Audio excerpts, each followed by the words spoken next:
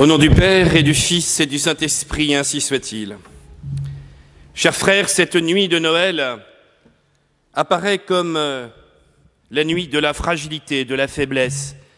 Qui pouvait imaginer que le Dieu créateur de l'univers surgirait dans l'histoire sous les traits d'un enfant, dans cette pauvreté, dans la pauvreté d'une étable?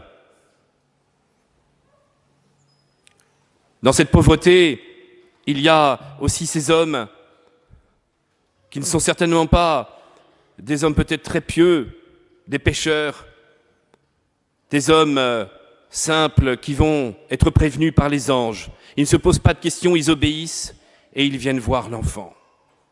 Alors, nous voyons la puissance de Dieu se manifester dans cette faiblesse. Cette nuit de Noël a bouleversé l'histoire de l'humanité. Et nous avons, à travers cette nuit de Noël, la compréhension profonde de ce qu'est notre foi chrétienne. C'est à travers cette fragilité que notre Dieu se révèle. Alors, chers frères, peut-être que nous nous faisons des idées sur Dieu, sur la toute-puissance de Dieu. Bien sûr que Dieu est tout-puissant, sinon il ne serait pas Dieu. Bien sûr que Dieu peut tout. Bien sûr qu'il est à l'origine de la vie. Mais ce que Dieu a choisi pour venir sauver l'humanité, c'est véritablement de prendre le corps d'un enfant, de prendre l'esprit d'un enfant. Et c'est ainsi qu'il se manifeste visible aux hommes à travers les traits de cette fragilité, de cette faiblesse. Et c'est ainsi que commence l'histoire du salut. En assumant la nature humaine, il a élevé tout homme, rappelait souvent le pape Jean-Paul II. En prenant cette nature humaine et en assumant cette faiblesse jusque dans ce corps si fragile, car quoi de plus fragile qu'un enfant? Il est à la merci de toute violence. Et la violence va se déchaîner autour de cet enfant. Et pourtant, c'est là que commence, dans la paix, dans la joie de cette nuit, un bouleversement pour toute l'histoire de l'humanité, pour chacun d'entre nous. Car nous devons bien comprendre que ce que nous célébrons ce soir n'est pas uniquement un événement historique, n'est pas uniquement un changement dans l'histoire des civilisations. Ce que nous célébrons ce soir, c'est la venue de Dieu dans notre vie. Car la venue de Dieu dans cette nature humaine, pour se montrer visible à tous les hommes dans cette faiblesse et dans cette fragilité, c'est pour dire à chacun d'entre nous qu'à travers notre faiblesse, qu'à travers nos fragilités, nous pouvons rencontrer le mystère du Christ vivant, ressuscité. Voilà la foi chrétienne. Elle est là ce soir, elle se vit avec ce mystère de Noël. Comprendre que dans notre vie, nous sommes là avec toutes nos blessures. Nous sommes inquiets devant la maladie, devant la mort. Nous sommes inquiets devant la tournure du monde. Nous sommes inquiets pour notre avenir, pour notre travail. Nous sommes inquiets pour les enfants. Nous sommes dans une inquiétude continuelle et le monde rend de plus en plus inquiet. Le monde joue sur la peur tout en essayant de se divertir pour oublier les grandes questions fondamentales. Mais ce que nous révèle cette nuit de Noël, c'est justement que face à nos fragilités et à nos faiblesses, l'enfant Dieu lui-même, se faisant faible, il nous dit que c'est dans les faiblesses que nous allons trouver le mystère du Christ. C'est justement dans nos maladies, devant la mort, devant parfois la violence du monde, devant les échecs, devant ce que le monde considère comme de la folie, c'est là que nous allons pouvoir trouver le mystère de l'amour infini de Dieu. Chers frères, nos fragilités doivent nous amener à plus d'humilité et à plus d'amour. Plus d'humilité pour rendre compte que nous ne tenons rien. Nous pouvons partir en un instant. Tout ce que nous avons pu construire dans nos vies peut s'écrouler en un instant. Tous les royaumes ont fini par s'écrouler, tous les empires, tous les hommes qui ont fait trembler l'histoire de l'humanité, tout a fini par s'écrouler. Et le mystère qui demeure au cours des siècles dans le cœur de chaque homme, c'est ce mystère du Christ. Aucune puissance humaine ne peut durer, aucune personne n'a pouvoir sur la vie et sur la mort. Personne n'a pouvoir sur son propre destin. Ce soir, la réponse, elle est dans cette crèche de Noël. Être comme ces bergers, être dans la simplicité et dire oui, Jésus, Fils de Dieu et Sauveur, je suis faible, je suis malade, je suis pécheur, je suis infidèle. Et pourtant, je découvre que vous êtes la résurrection et la vie, que vous êtes véritablement le Sauveur qui pourra transformer entièrement toute ma vie. Ce que Dieu a voulu en prenant chair et en se montrant fragile, c'est donc nous révéler que c'est bien dans nos fragilités que nous pourrons trouver justement celui qui peut nous guérir. C'est en étant humble, en disant oui, je ne peux pas me sauver moi-même. Oui, j'ai besoin d'être sauvé par Dieu Tout-Puissant. Oui, j'ai besoin d'être aimé et infiniment aimé pour comprendre le sens de ma vie, pour comprendre ce que je suis. C'est comprendre alors que cette faiblesse va devenir l'occasion d'une transformation intérieure pour qu'autour de moi, je puisse apporter justement cette humilité. Je ne suis rien. Je peux être dépossédé de tout et pourtant j'ai tout parce que j'ai l'enfant Dieu.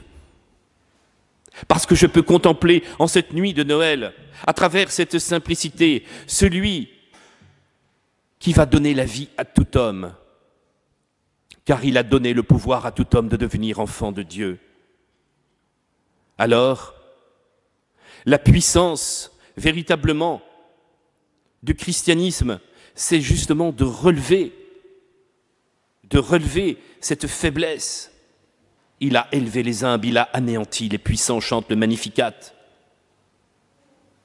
Comprendre que quels que soient les drames de nos vies, quels que soient même nos péchés, si nous croyons que Jésus, Fils de Dieu et Sauveur, puisse nous pardonner, si nous croyons réellement dans ce pouvoir qu'a le Christ de nous aimer profondément, qu'il a tout racheté lui-même sans que nous y soyons pour rien, c'est bien cela, cet abandon de Noël, c'est comprendre que cet enfant va devenir la lumière pour chaque homme et la lumière qui va nous transformer intérieurement. Plus nous arriverons à nous dépouiller et à dire nos faiblesses, plus nous serons capables de nous mettre à genoux, car l'homme n'a jamais été aussi grand, rappelait Peggy, que quand il est à genoux. Si nous sommes capables alors de confesser nos péchés et de dire tous nos drames, si nous croyons alors que nous sommes capables d'abandonner toute notre vie au Christ, alors nous savons que nous aurons la résurrection en nous, que nous pourrons être transformés intérieurement.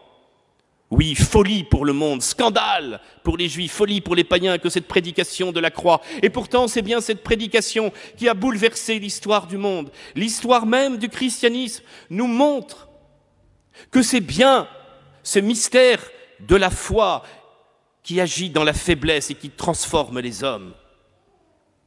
Qui pouvait imaginer que ces 12 hommes pécheurs qui avaient trahi Jésus, étaient capables de bouleverser tout le bassin méditerranéen, de devenir ces martyrs héroïques, 3 siècles de persécution dans l'histoire du christianisme et un bouleversement total dans l'histoire de l'humanité. Qui pouvait imaginer tous ces mystiques, ces saints, qui ont été capables de changer le cœur des hommes, qui pouvaient imaginer ces changements de civilisation, de voir tous ces barbares se mettre à genoux, pleurer, recevoir le baptême, qu'ils soient goths, wisigoths, francs, burgondes, tous vont finir par recevoir l'eau du baptême, se mettre à pleurer, recevoir cette eau qui va transformer leur cœur. Ces barbares vont devenir de doux agneaux petit à petit. Oh, tout ne sera pas parfait, l'histoire de l'homme est là. Et le monde continue de pécher, le monde continue d'être violent, la mort continue d'être là. Apparemment, la nuit est toujours présente, mais la lumière est venue dans la nuit. Le monde ne reconnaîtra même pas la grandeur qui existe depuis 2000 ans, que la puissance de Dieu s'est manifestée dans cette faiblesse. Le monde n'arrivera pas à le reconnaître et finira toujours par s'entêter en disant « Non, personne n'a rien changé, mais des milliards d'hommes ont eu le cœur changé en croyant en Jésus, Fils de Dieu et Sauveur, et en étant baptisés, en vivant du mystère du Christ. » Alors nous verrons dans l'histoire des miracles extraordinaires, car ils ont bien existé. Des miracles même historiques, comment une sainte Jeanne d'Arc, petite jeune fille, est capable, elle seule, de renverser les armées anglaises. Comment une sainte Geneviève est capable de faire face à Attila. Et combien d'hommes et de martyrs par leur patience, par leur bonté, seront capables de renverser des empires. Et plus récemment, comment 70 ans de communisme, d'oppression, de 100 millions de morts ont pu être renversés par le pape Jean-Paul II ou même le maître du Kremlin viendra dire « sans vous, rien ne se serait passé ».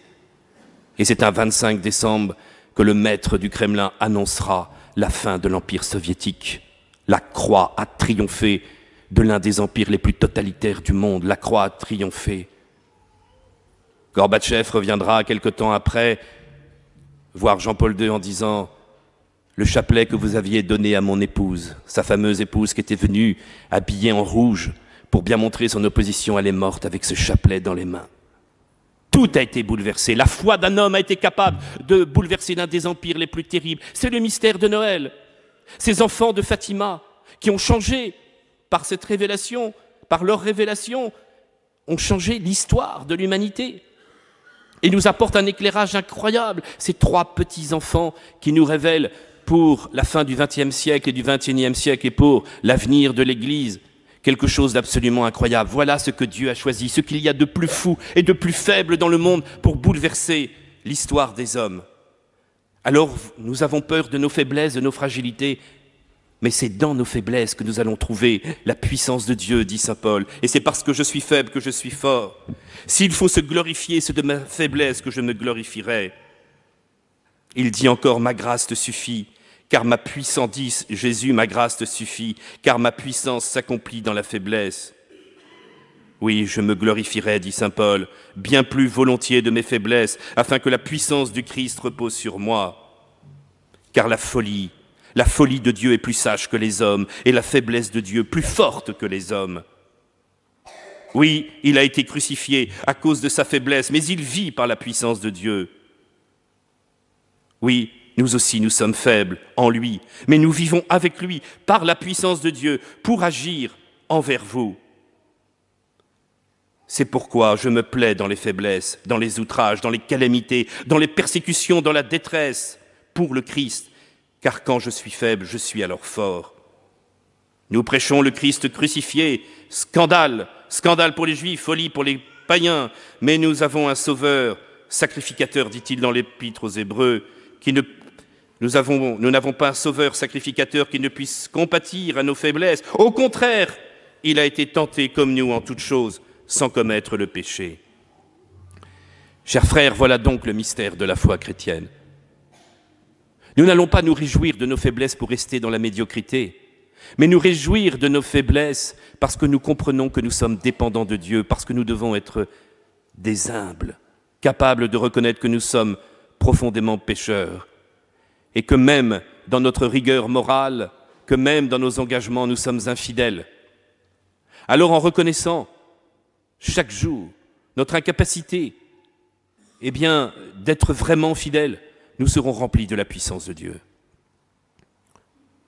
En étant dans cette crainte vis-à-vis de l'avenir, c'est s'abandonner au mystère du Christ qui est la vie et de croire qu'il peut véritablement transformer notre cœur.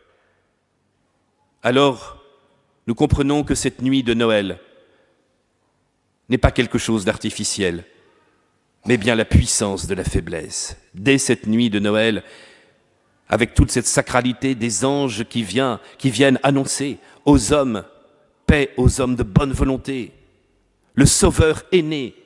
Alors cette parole des anges et la beauté de cette nuit de Noël doit rayonner dans notre cœur, nous transformer intérieurement pour croire que le grand Sauveur Jésus-Christ nous a apporté la vie, qu'il nous transforme et qu'un jour nous le verrons tel qu'il est. La vision de Noël, c'est pour nous dire véritablement qu'il est là chaque jour dans nos faiblesses, il a assumé cette faiblesse et que chaque moment que nous vivons a une signification.